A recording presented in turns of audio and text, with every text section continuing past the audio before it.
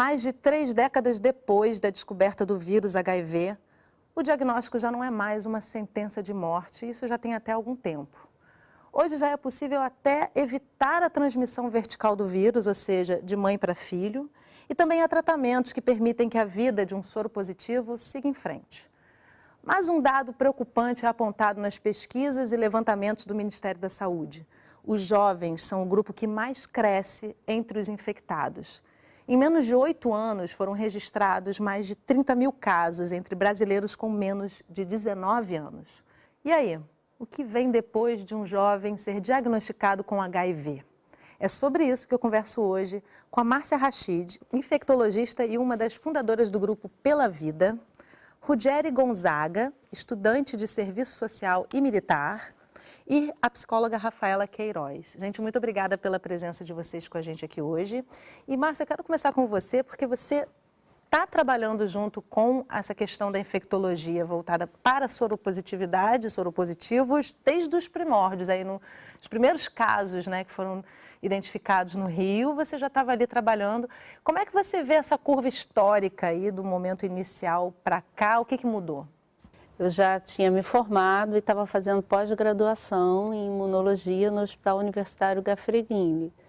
E é um hospital que é ligado à Universidade do Rio de Janeiro, Unirio.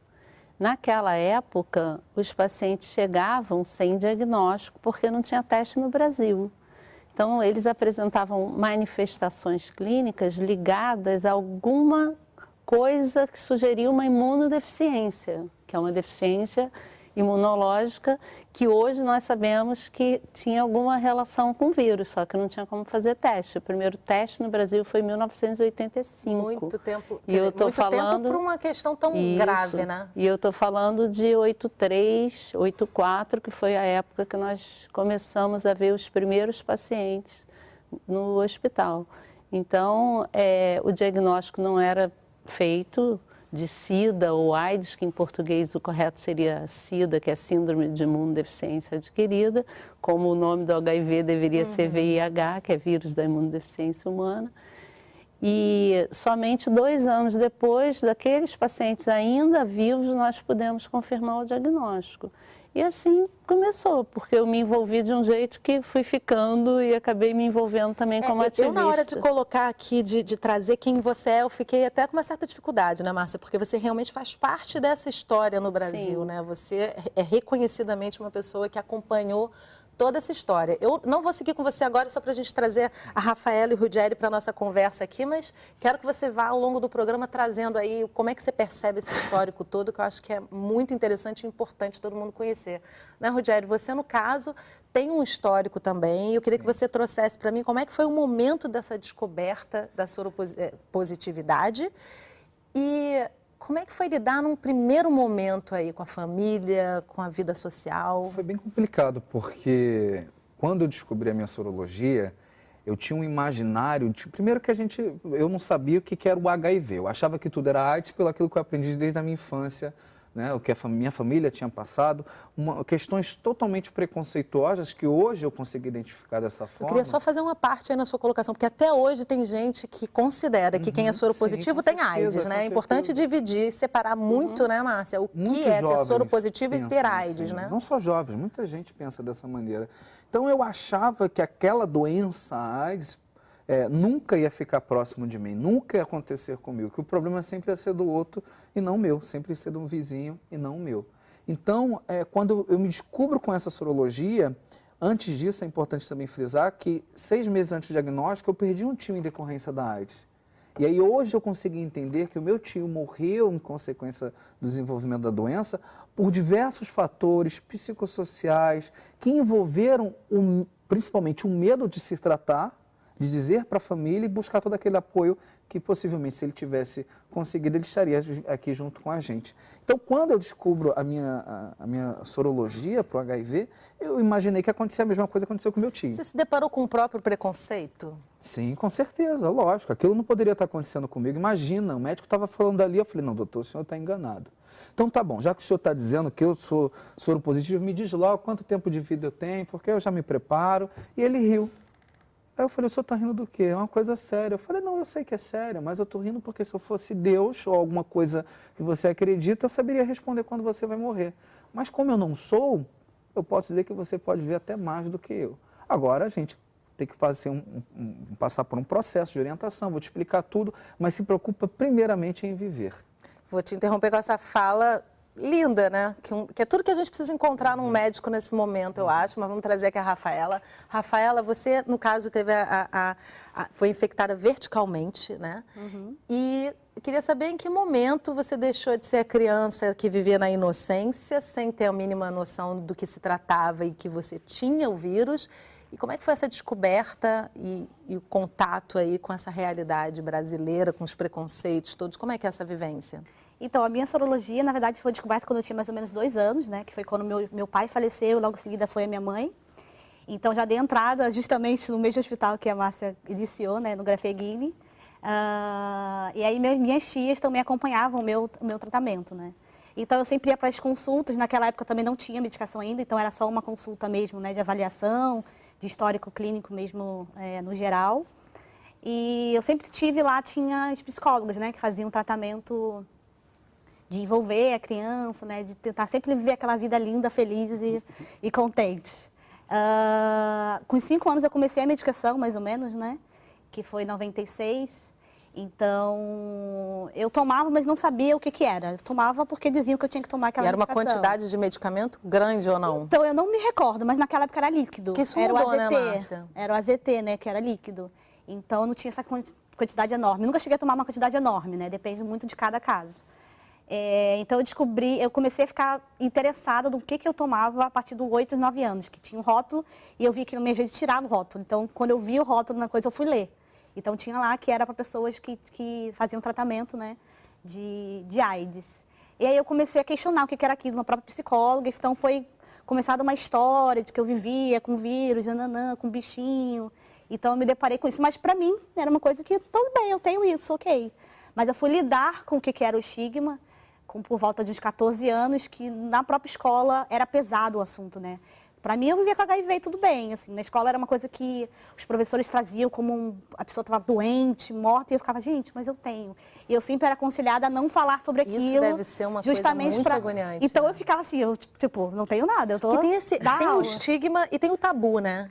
Porque ainda é muito difícil para muita gente se declarar soropositiva, né? Eu fui falar abertamente sobre viver com HIV em público, né? Eu primeiro atuei no SPE, que é o Programa de Saúde e Prevenção nas Escolas, que fazia atividades, mas eu fui falar sobre eu viver com HIV para as pessoas tem 2 anos no máximo. Então, assim, é uma coisa que é um processo que você precisa construir para enfrentar, para conseguir bater de frente quando alguém comete alguma fala preconceituosa com você, que às vezes você gela e fica, meu Deus, o que eu falo? Às vezes machuca, né? Às vezes é uma coisa que você não está no dia bom, às vezes você está passando às vezes a fala não é convidativa, né, para um esclarecimento. Aí você fala, hoje eu não quero informar a pessoa pela milésima vez o que é viver com HIV, que não é assim, mas não adianta. Até mesmo novos casos que eu trabalho muito com acolhimento de jovens, né, na rede de jovens, e os jovens ainda acham que vai morrer daqui a uma semana. Ainda não é aquela informação de que o jovem está informado, para mim não funciona, porque quando eu acolho o jovem, ele acha que vai morrer em uma semana.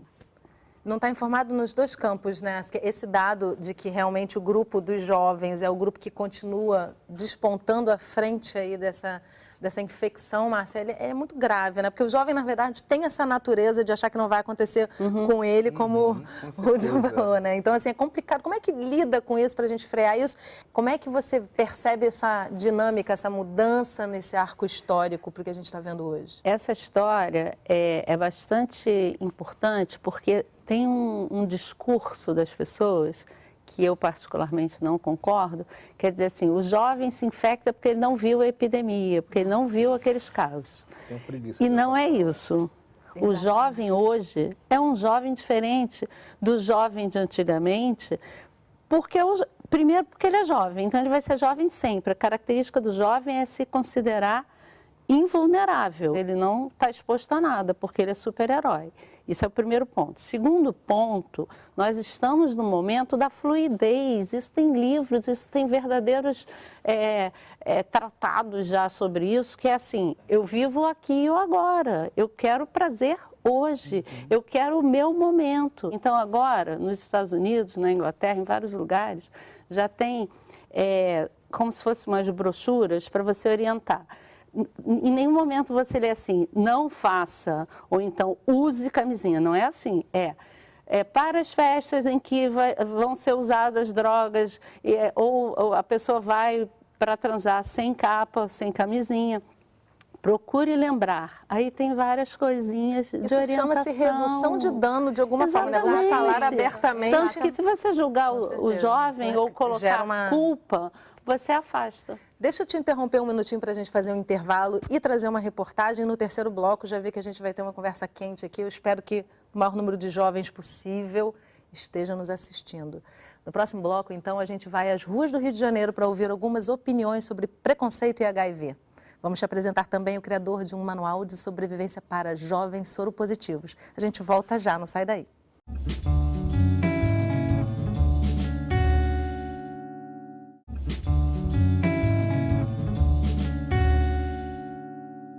Estamos de volta conversando sobre jovens vivendo com HIV. O preconceito talvez seja a pior consequência do diagnóstico. O remédio? Informação. Estima-se que 37 milhões de famílias em todo o mundo têm um parente que vive com HIV. E muitas dessas famílias não têm conhecimento da sua condição. E quando sabem, às vezes mudam completamente a qualidade das relações. Você conhece alguém que vive com HIV? Na verdade, um conhecido só. E como é que ele vive? Eu acho que normal, fazendo controle com a medicação, né, o coquetel. Eu acho que vive normal, inclusive já tem família, filhos, enfim, e que não foram contaminados. Vive triste, né? Não tem como ficar feliz sabendo que está com essa doença. Ele era muito deprimido porque a família discriminava ele. Então a família alugou um quarto para ele e dava cesta básica mensal. A família dele nem apoiou ele. Eu acho que por isso que ele se sente mais triste. Eu acho que a pessoa tem que ter um apoio, né? E se alguém da tua família ou amigo te confidenciasse o diagnóstico, como seria a sua reação? Cara, hoje eu acho que minha reação seria bem mais tranquila porque a gente tem mais acesso à informação, a gente consegue conhecer um pouco mais da realidade da doença e ver que o tratamento hoje no Brasil é uma coisa também um pouco mais avançada do que era antigamente. A gente sempre fica meio que balançado, né? Mas eu acho que eu iria entender, sim. Talvez um pouco surpresa, né, pelo impacto, mas eu conviveria normalmente, até buscando informação. Eu acho assim, é como se fosse o câncer. É normal, a pessoa não quer aceitar, mas termina aceitando. Porque é uma doença que está ficando tão normal hoje em dia, né? E fazer o quê? Se tratar, se cuidar. E quais as dificuldades que você acha que as pessoas que vivem com HIV enfrentam? Principalmente hoje em dia é ainda um pouco desse preconceito pelas pessoas que ainda não têm acesso à informação. Convívio social e as relações provavelmente afetivas que a pessoa tiver, certamente ela vai sofrer com isso.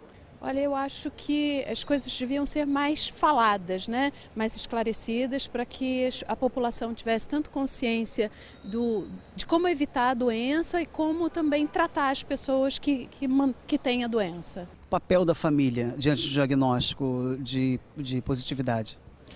Completamente importante, precisa ser um papel de apoio. Aceitar, né? Aceitar e procurar tratamento, né? Eu acho que o núcleo familiar, quando ele é bem estruturado, a pessoa recebe muito apoio, sim. Mas para o Reinaldo, não bastava apenas apoiar o amigo que lhe confidenciou seu diagnóstico. Ele quis ser útil a ele e a outros jovens na mesma condição. Eu queria fazer alguma coisa para ajudar outros jovens que descobrem a sorologia. Foi aí que ele criou o Manual de Sobrevivência de um Jovem Soropositivo. Eu conheci uma rede de jovens, né?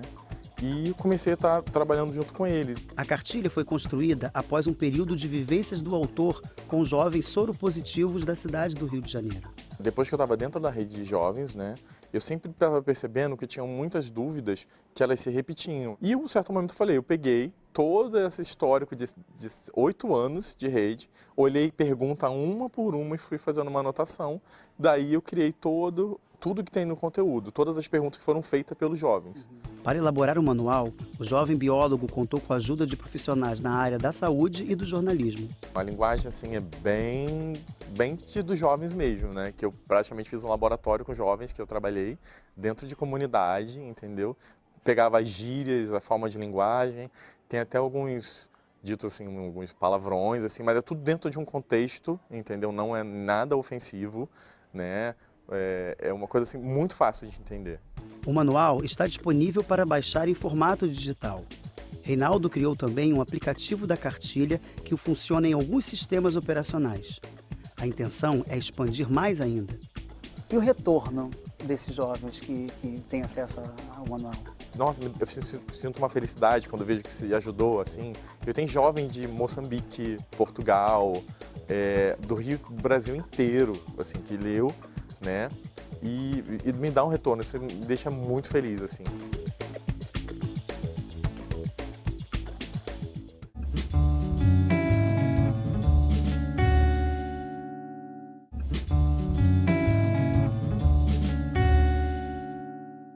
Estamos de volta conversando sobre jovens vivendo com HIV. Comigo no estúdio para essa conversa, a psicóloga Rafaela Queiroz, Márcia Rachid, infectologista, e Rudiere Gonzaga, estudante de serviço social e militar. Gente, algumas coisas me chamaram muita atenção, principalmente no que a gente chama de povo fala, né? O pessoal na praça trazendo alguns comentários. E também uma fala do próprio repórter, que ele diz que a família, são 37 milhões de famílias, né? Esse dado no mundo todo, enfim, esse dado é realmente impressionante.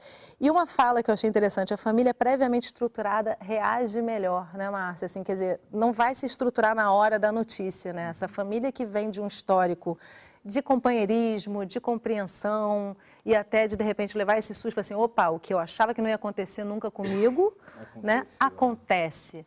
Como é que vocês percebem, né, assim, essa questão familiar, assim, as famílias hoje com as informações estão conseguindo lidar de uma forma mais harmônica com isso, Rudiere? Bem, eu ainda acho que não, acho que está bem complicado, as pessoas têm medo de falar sobre isso, ainda mais porque envolve relações, então eu acho que é muito pouco se tem um número de famílias que podem abraçar realmente as pessoas que se descobrem na sua sorologia e vir a debater com outros, questionar. Por exemplo, minha casa mesmo, minha mãe, foi um processo nesses 8 anos de infecção, até hoje ela chegar e repreender alguém ou falar, não é dessa forma que se contrai o vírus do HIV. Não é tão bem simples assim. Isso é uma coisa interessante que eu queria trazer com você, Rafaela. Assim, você percebe diferença na aceitação ou não aceitação social pela forma com que você contraiu o vírus? O fato de você ter sido vítima e que eventualmente uma pessoa que contraiu um pouco mais velha ou mais velha, bem mais velha, talvez não seja tão vítima? Existe Essa vitimização é bem notória, assim, não só na militância, mas no espaço da faculdade, vem aquela coisa, meu Deus, coitada, você... Falo, não, gente, mas não importa a forma que foi. O viver com HIV é o ponto X, entendeu? Eu vou sofrer o mesmo preconceito que o outro sofreu. Mas tem muita questão de culpabilizar o jovem, né, que contraiu por relação sexual através de produtos, né, de manuseio de produto cortante. Então, acontece sim, dá uma questão de colocar um pouquinho mais como sujeito de coitado e não como culpa, né? E a familiar, eu acho que é bem importante eu pontuar isso, por eu ser de transmissão vertical, ter perdido meus pais, eu fui acolhida por uma outra família, né? Meus tios me acolheram, abraçaram aquela causa de que também naquela época ainda não tinha informação. Meu pai é militar, então assim, um convívio machista dentro do quartel, então assim, era uma coisa que ele também tinha um pouco de receio de falar no quartel sobre aquilo, de tocar no assunto, ele foi pesquisar, mas ainda com muito preconceito, porque era aquela coisa, né, era doença gay, então assim, como assim? Eu adotei uma criança, né, a minha sobrinha, que agora natural, é filha, é HIV, então assim, e eu digo muito assim, eu vivo bem com a HIV hoje, eu aceito muito bem a minha sorologia, porque eu tive uma base familiar, eu tive um tratamento que tive apoio a todo momento. Se eu precisava de X alimento, meus pais poderiam me dar. Então, assim, eu tenho um privilégio. Coisa que muita gente jovem de transmissão vertical não tem. Assim como tem jovens de sorologia horizontal que não tem apoio da família porque o jovem tem medo de falar. Às vezes não sabe nem sobre a sexualidade do jovem. Assim, são vários tabus dentro de um tabu. Vem à tona a questão da sexualidade que às vezes a pessoa até esquece, quer dizer, os familiares esquecem o HIV e só pensam na sexualidade. Na culpa, e aí né? expulsam de casa, tem jovem expulso de casa. Eu não gosto nem um pouco de discutir esse assunto, mas é uma realidade nossa, que é a questão da religião. A religião pega pesado e impacta diretamente, porque tem pessoas que expulsam seus filhos porque não aceitam, quando ficam sabendo da homossexualidade, esse filho não é mais aceito. Nós temos visto isso também com pessoas transgênero, que a pessoa... É o duplo, triplo, não quádruplo existe preconceito, mais, né? Exatamente. Uma somatização de preconceito. E aí é uma mistura de coisas, inclusive na questão do tratamento, que é lamentável, que tem pessoas que deixam de se tratar porque elas abandonam o tratamento porque a igreja protege, assim, não sei que nome cada um dá para o seu Deus, mas Deus vai me curar. Então tem tanto vai ver que o Deus já mandou um questão. cientista para pesquisar e trazer uma resposta. Fala justamente sobre isso. Agora, é muito doido, porque muita gente ainda rotula, acha que o problema do HIV é direcionado só aos homossexuais, e quando na verdade o problema do HIV é de quem transa, de todo mundo. Talvez até essa percepção muitas vezes faça com que o homossexual, o transexual se proteja mais do que o hétero, né? Isso é fato, no mundo inteiro. Inclusive teve uma determinada época que tinha zerado a transmissão entre homossexuais em alguns lugares. Nova York teve um período que praticamente eles conseguiram controle, porque as pessoas passam a se proteger mais porque são mais informadas. Tem medo, né? Você passa a viver também com esse medo, né? Porque se você não se considera em risco, você não se protege. Então, as mulheres não se protegiam porque elas achavam que nunca se infectariam. Então, assim, essa situação da transmissão ser vertical ou horizontal, eu acho que a gente tem que... E por isso que a Rafaela tem um papel importante, quando ela não começa com esse discurso, e depois ela até explica, mas ela não começa dizendo, eu sou de transmissão vertical, eu não tive culpa. Não existe essa palavra. Exatamente. Essa palavra não tem que ser usada. Deveria ser retirada dessa discussão. Que é o que eu sempre falo, ninguém vai atrás do vírus. O vírus acontece no caminho, como podem acontecer outras infecções, porque as pessoas se expõem em diferentes situações. E relação sexual faz parte da vida das pessoas. Eu faço parte do movimento de mulheres vivendo com HIV, né? E é engraçado porque, gente, tem um monte de mulheres vivendo com HIV, né? E são mulheres héteros, mulheres já da meia-idade, que estavam com seus parceiros fixos e se infectaram. Então, assim, a gente tem que pensar que é o sexo desprotegido e não, né, a forma que o jovem... Agora tem muito isso, assim, a notícia. Porque a epidemia nos jovens gays estão aumentando. Fica aquela coisa como se fosse, de novo, trazer a culpabilização, de novo trazer o estigma. O preconceito. Exatamente, assim. Forma, né? A pauta é quem transa, entendeu? Independente, assim. Além da camisinha, falar, use camisinha, já passou, assim. A gente está em outro momento. O jovem não usa. E aí, o que a gente vai fazer com isso? Saber se soro positivo é super importante. Exatamente. Né? Essa é uma campanha continuada do Ministério da Saúde, justamente assim, que pelo menos você saiba para você poder tomar a decisão de buscar um acompanhamento, porque não necessariamente a pessoa que se descobre soropositiva vai tomar medicamentos de imediato, né, Márcia? Hoje, como é que está isso? Isso assim, tem uma maneira de se olhar o testar e tratar que é baseado em ciência, que o vírus, a partir do momento que ele entra no organismo, ele começa um processo inflamatório. E aí não é inflamação que a gente pensa num joelho inflamado, é uma ação global no corpo. Então, existe essa recomendação de tratar o mais precocemente possível, mas você tem que encontrar o momento daquela pessoa. A pessoa tem que estar preparada para iniciar o tratamento, porque ela vai iniciar e não vai parar mais. Então, esse preparo, muitas vezes, não está sendo feito. O médico, muitas vezes, prescreve e esquece de ver quem é que vai engolir esse remédio. Isso acontece isso é fundamental. na verdade, isso pode acontecer em qualquer área médica, né? Mas em qualquer infecção, em qualquer doença. Então, é importante, assim, só para pegar o gancho, lembrar que o tratamento precoce faz diferença no prognóstico, então, na qualidade de vida. E uma situação muito específica que nós temos hoje, quem se trata tem carga indetectável, não transmite o vírus sexualmente, não transmite o vírus para a criança se é uma mulher que engravida, e essa pessoa vive mais e pode viver melhor e mais do que seus pares, quer dizer, que uma outra pessoa que não tem HIV, porque ela passa a se cuidar. Ela passa a fazer um tratamento continuado para além da prevenção de outras questões. Ela para de fumar, ela reduz o uso de droga, ela reduz o uso de álcool, ela passa a se amar, passa a fazer exercício, ela muda de vida. Se a vida tivesse sentido. Acho que percebe que o corpo é uma máquina, né, gente? Que independente de ser soro positivo ou não, você precisa cuidar dessa máquina e amar essa máquina, porque ela pode falhar, sendo ou não atenção. Claro, é um cuidado. A palavra mágica é o acolhimento inicial e um cuidado que você consegue como final dessa história. E a partir daí você ganha vida e qualidade de vida. E aí, só para não esquecer de falar nisso, que a Rafaela falou que a camisinha não pode ser uma ditadura e não adianta ser porque não funciona, é que nós temos PrEP e PEP. O que é isso? Profilaxia, pré-exposição, que é o PrEP, então a pessoa usa continuamente um medicamento para não se infectar, então é uma medida de prevenção para o HIV. Para uma pessoa que não vai usar preservativo, ela pode se expor a outras coisas, mas para o HIV ela se protege, reduz cerca de 96% do risco.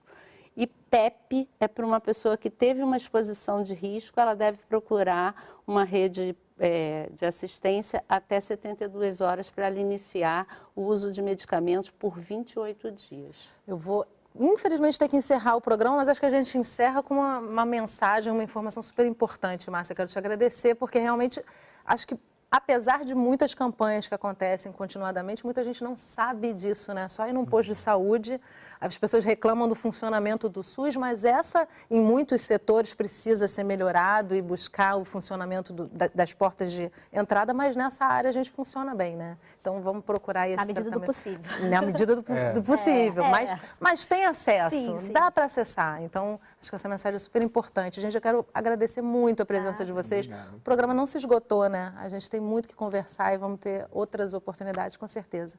Obrigada. Nada, obrigada. E obrigada a você que acompanhou a nossa conversa de hoje pelo Canal Saúde, internet, um dos nossos canais parceiros. E não esquece, não existe grupo de risco, existe prevenção, teste rápido para diagnóstico nos postos de saúde e tratamento. Se quiser rever ou compartilhar esse programa, já está disponível na nossa página do Facebook e pelo site do Canal Saúde. Eu espero você na nossa próxima conversa. Até lá!